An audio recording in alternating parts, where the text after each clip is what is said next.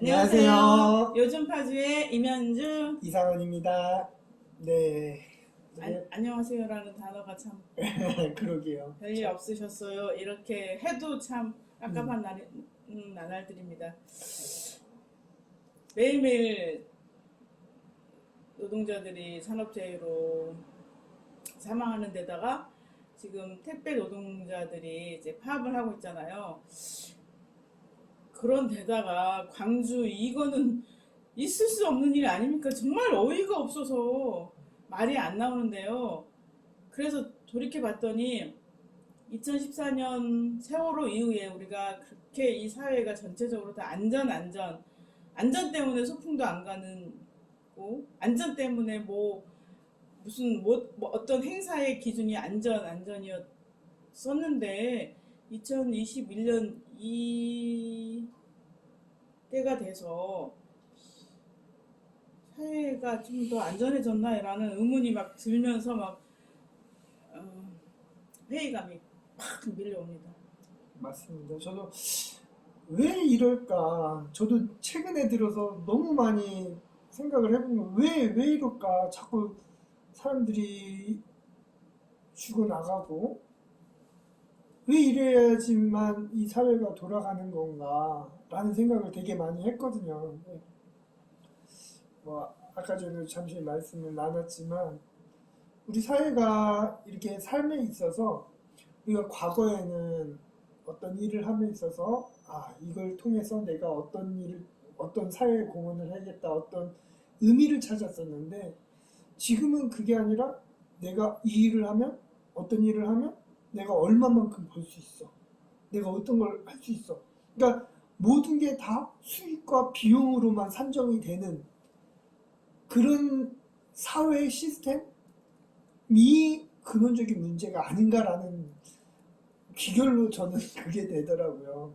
그래서 이게 바뀌지 않는 한은 근본적인 뿌리부터 바뀌어야 되지 않겠나 라는 생각을 좀 많이 갖게 됩니다. 예전에는 의미를 찾았다면 지금은 돈을 찾는다. 그게 삶의 가치가 되고 사회의 규범이 되고 있어서 인간의 생명이 경시되고 안전이 뒷전이고 이익 추구가 너무나도 당연한 일처럼 이해돼 버리는 사회가 됐다라는 멋있는 평론을 하셨습니다.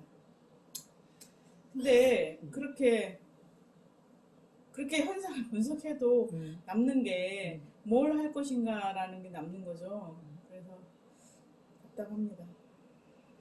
뭐 이건 지난주에도 말씀드린 거지만 어쨌든 바뀌어야 되잖아요. 변화를 시키고 바뀌어야 되고.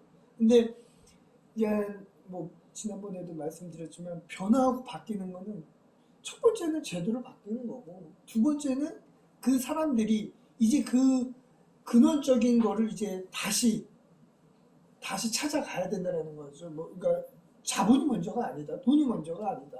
우리 어 그래서 제 항상 주장하는 게 우리가 제도를 잘 만들어야 되겠죠. 근데 제도만 잘 만들어서 될 것은 아니고 그 제도 안에서 이제 근원적으로 진정한 우리가 무엇을 위해 살고 어떻게 살아야 되고 이런 것들에 대해서 조금 성찰을 하면서 의식에 대한 개선도 있어야 되지 않겠나라는 생각이 듭니다. 오늘 그리고 최근에 사회적으로 너무 큰 공군 중사 사망 사건 네. 이 부분은 그래도 지금 정치권이나 뭐 국방부에서 많이 해결을 하려고 하는 것 같은데 어떻게 보이시나요? 모르겠습니다. 저도 이걸 그냥 피상적으로 라디오나 뉴스에서 하는 걸 듣다가 좀 자세하게 보니 이건 정말 시스템 자체에 대해서 큰 문제, 그러니까 그 성추행 사건뿐만이 아니라 그 2차적인 가해와 그걸 조직적으로 그걸 은폐 시도한 그걸 얘기해 주세요. 네, 그런 것들이 이거는 비단 과연 그러면 이게 과연 공군의 문제일 건가? 저는 지금 사회 시스템이 다 그런 문제를 안고 있다라고 생각을 하는 거예요. 지금 음. 흥분하지 마시고 어. 그 2차 가해에 대한 얘기를 좀 뭐 전반적으로 그러니까 저도 풀어주세요. 이렇게 쭉 보니까 첫 번째로는 그 피해자가 신고를 했음에도 가장 먼저 있어야 할 피해자와 가해자의 분리가 안 되고. 안 됐었다라는 거.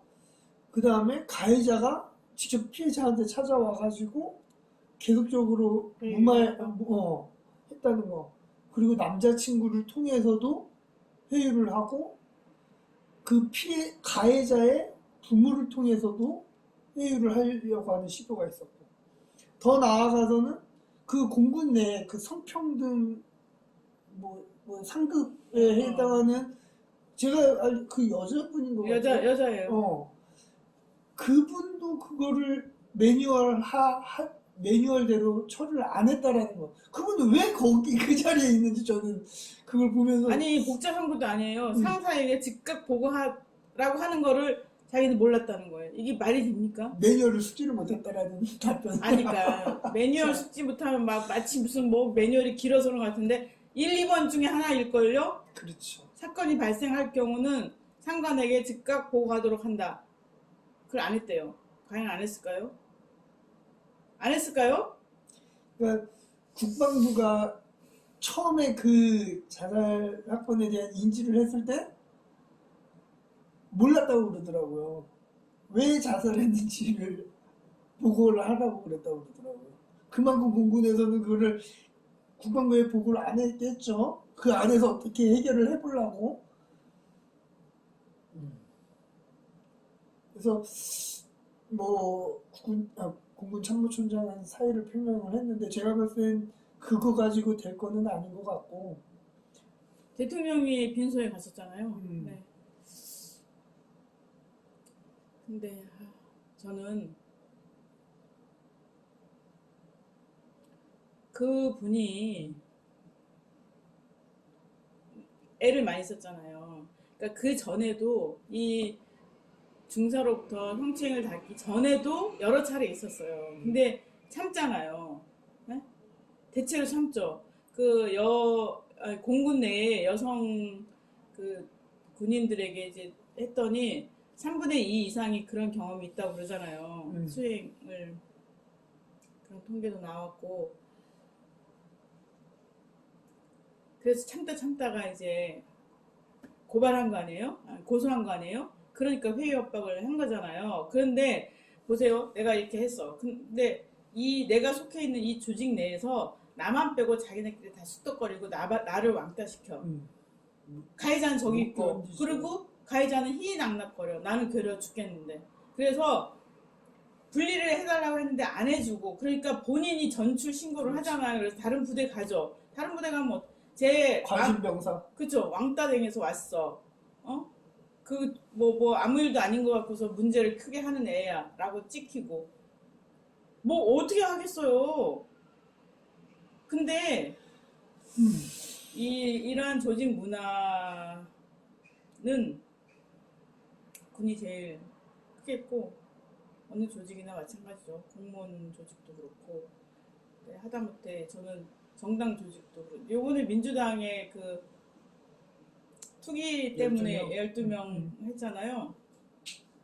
그런 것도 민주당이라는 조직을 키우기 위해서 한 사람, 그러니까 그분들의 인권이나 그분들이 진짜로 그랬는지에 대한 반론의 기회조차도 주지 않고 뭐 그냥 자르잖아요. 자르면 조직이 보위되고, 그러니까 이 여중사도 그냥 이 사람을 묵살해서 조직을 보위하는 걸로 이렇게 근데 이러한 논리가 굉장히 많아요. 우리 삼성을 욕하면서 우리 아들은 삼성에 취직했어라고 막 자랑하고 그런 거 있잖아요.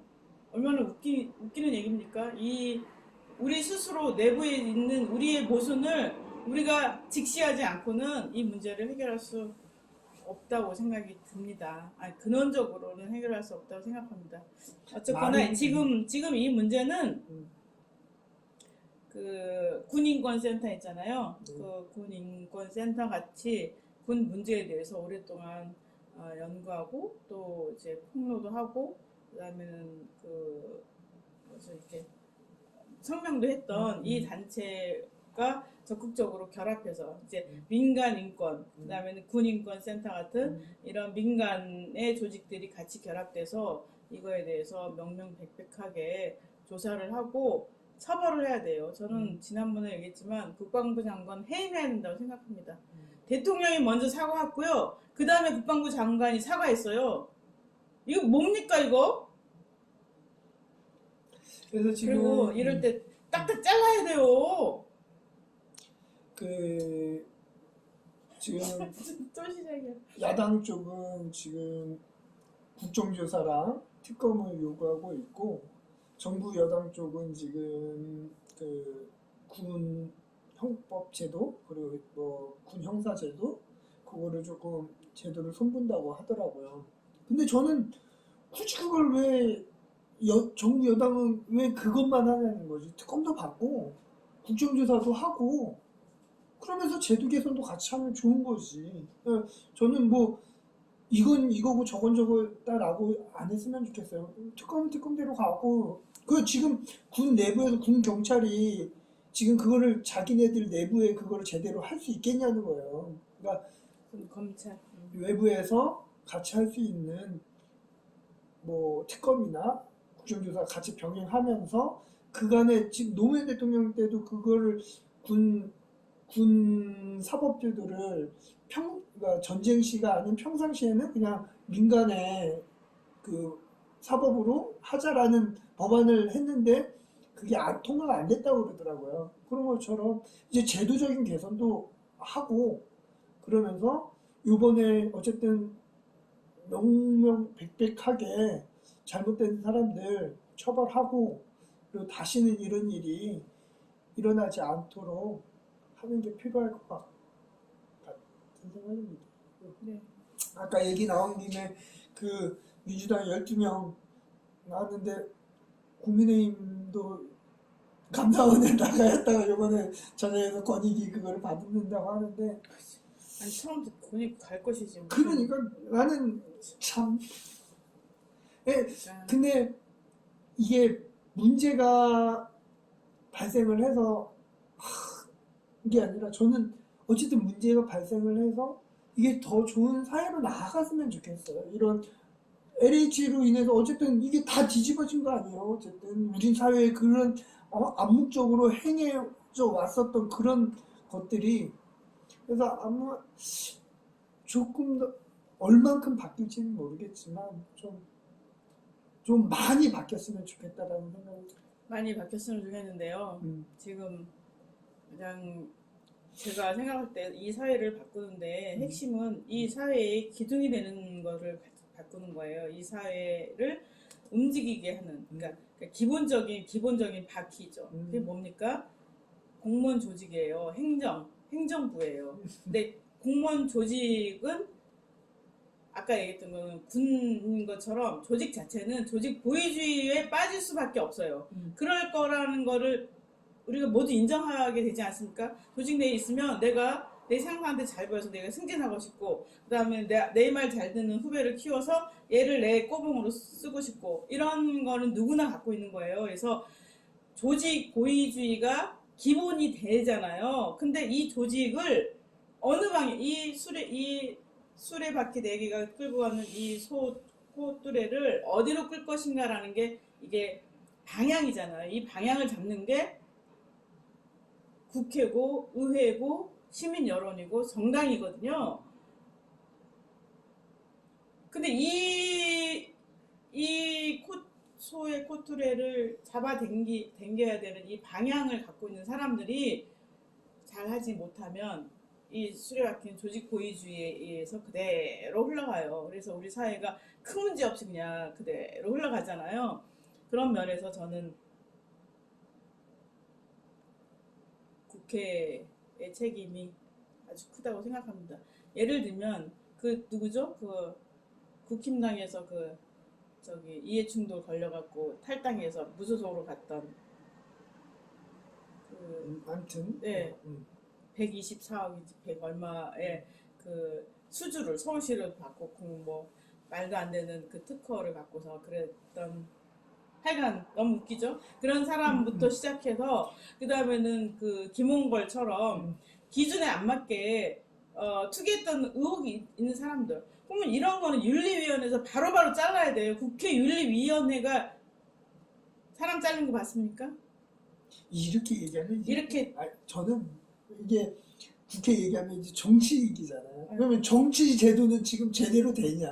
아니 그러니까 이게 그러니까 이거를 끌어안고 정당, 국회, 시민 여론, 언론 이런 게 방향을 잡아 나가는 그러니까, 건데 이 내에서 자기 자정을 해서 스스로 잘못된 건 자르고 앞으로 나가고 해야 되는데 자를 건 안 자르고 앞으로 갈 생각도 안 하고 그게 그 자체가 그 자체로 또 조직 보위주의에 빠져 있잖아요. 그러니까 지금 국회 자체도 민심이 정확히 반영되어 있지 않은 국회 구성이기 때문에 그런 거예요. 그러니까, 노동자 농민 대표가 지금 3%밖에 안 됩니다. 3%. 아니 그러니까 97%가 정치 제도 자체가 지금 문제가 있는 거예요. 지난번에 그래서 뭐 연동형 비례제를 하자라고 하는 것도 그런 다양성을 어쨌든 국회에 반영하자라는 거였는데 그런 거 자체도 뭐 그러니까 모르겠어요. 뭐 소선거구제가 준선이지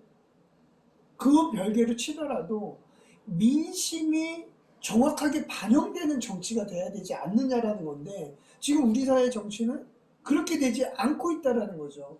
그렇다 보니까 지금의 이러한 다양한 문제것들, 이 제도를 바꿔야 되는데 그 제도를 바꾸는 사람들이 특정한 기득권을 갖고 있는 사람들이 그들의 이익을 옹호하는 제도를 만드는 그런 사회지 않은가라는 생각이 드네요.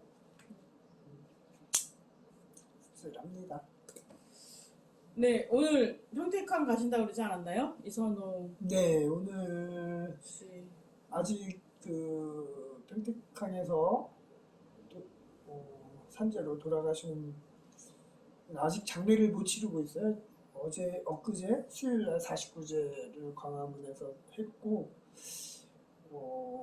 매주 금요일날 문화제를 해요. 그래서 오늘은 뭐 저희가 경기도당이 주관을 해야 돼서 저도 가서 조금 참여를 하고 평택으로 가는 건가요? 네, 평택에 가서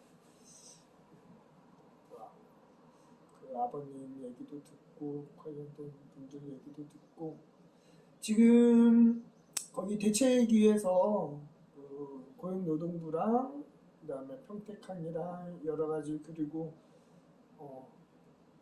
하청업체랑 이렇게 해서 계속 얘기를 하고 있는 것 같더라고요. 그래서 아직 장례를 치르고 있지는 못하고 있는데 뭐 진상규명 얘기를 들어보니까 대책위원장 공동대책위원장한테 얘기를 들어보니까 전반적인 진상에 대한 부분은 규명이 거진 다 되어 가고 있는 상황인 것 같고요. 그리고 이제 책임자 처벌에 대한 부분을 논의를 하고 있는 것 같더라고요. 근데 그게 얼추 마무리가 되면 철저하게 진상조사가 되고 책임자에 대한 처벌이 되고 그리고 지금 뭐 송치용 도의원 같은 경우에는 저희 정의당 도의원들이 그 지금 국가에서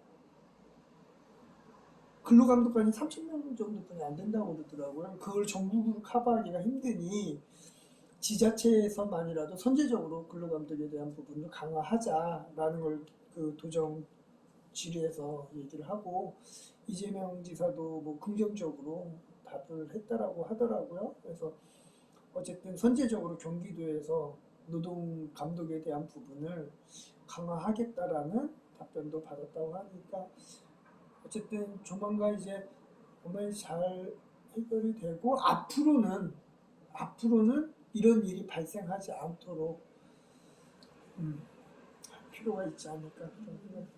네. 그러게요. 그 지금 택배 노동자들이 파업을 하고 있는데요. 아니 그렇게 수익을 많이 냈으면 고쳐야 되는 거 아닙니까? 그리고 올 1월인가요? 언제 해서 택배비를 150원 올렸잖아요. 근데 왜 분류 작업을 하는 인권, 그러니까 노동자를 고용을 하지 않아요. 그런데 또 정부는 왜 그걸 가만둡니까? 저는 대한민국 정부가 정신 차려야 된다고 생각해요. 아니, 적자를 보면서라도 사람을 살리는 기업이 되는 문화를 만들어야 되는데, 아니, 돈을 올려주고, 기업 배는 불리고, 노동자는 계속 죽어나고, 어떻게 이걸 그냥 놔둬요? 참지 못하겠습니다. 그러게요. 뭐 오늘 누가 그랬다고 그러던데 그 자본주의는 인간의 피를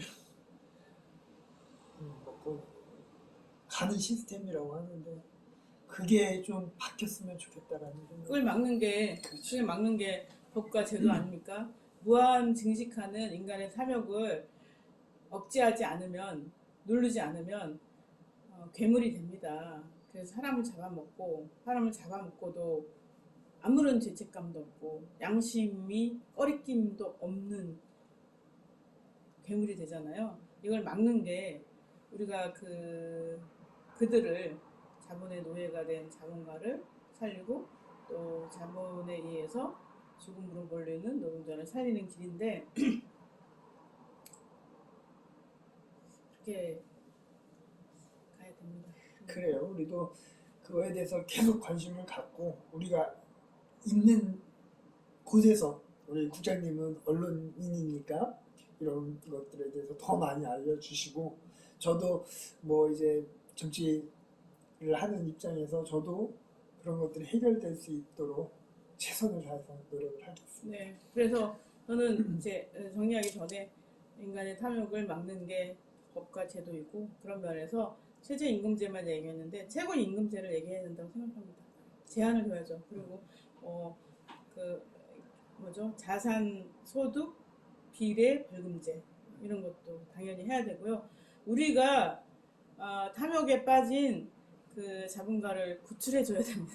그걸 위해서 최고임금제와 자산소득 비례 벌금제를 강력하게 주장합니다. 그래, 그런 거 우리 나중에 한번 심도 있게 다뤄서 얘기 한번 나눠보자. 심도 있게 국회의원들이 했으면 좋겠어요. 네, 알겠습니다. 오늘 여기까지 할까요? 네, 네. 네, 감사합니다.